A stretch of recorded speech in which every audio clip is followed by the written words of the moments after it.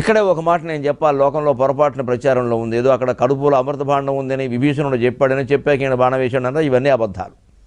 రామాయణంలో ఎక్కడా లేవు ఆ విషయం. రాముడిని బ్రహ్మాస్త్రమేవయ్యా అని చెప్పింది మాతలి. ఇంద్రుడు రథాన్ని పంపించాడు, ఇంద్రుడు మాతల్ని పంపించాడు. రాముడు అతనితో మామూలుగానే యుద్ధం చేస్తుంటే ఆ తలకాయలు ఊరికే పోయిన కొద్దీ మొలుస్తూ ఉంటే మాతలకి విసుకొచ్చి, రామా ఏమిటి అమాయకుల్లా యుద్ధం చేస్తున్నావు, వాడి శక్తి నీకు తెలియదా, ఏం సరదా అనుకుంటున్నావా అంటే, ఇదే బాణాలతో విరాధుడిని చంపాను, కబంధుడిని చంపాను, వాళ్ళని చంపాను, కరదూషణాదులను చంపాను, ఇవి రావణుడిని ఎందుకు చంపలేకపోతున్నాయని బాధపడ్డాడు రామచంద్రమూర్తి రణరంగంలో. నీకు తెలియదయ్యా స్వామి, తెలియని వాళ్ళ మాట్లాడుతున్నావు ఏమిటయ్యా, బ్రహ్మాస్త్రమే అన్నాడు మాతలి. అప్పుడు బ్రహ్మాస్త్రం వేశాడు. అంతవరకు బ్రహ్మాస్త్రం ఎందుకు, మామూలుగా చేద్దామని చూశాడు ఆయన. చేస్తారు, మహావీరులు అలాగే చేస్తారు, ఎప్పుడు పడితే అప్పుడు కోపం రాగానే వేసేస్తారేటి. ఓ రోజు నవజీవన వేదం ప్రసారం చేయలేదు కదా, టీవీ మీద వేసేస్తానంటే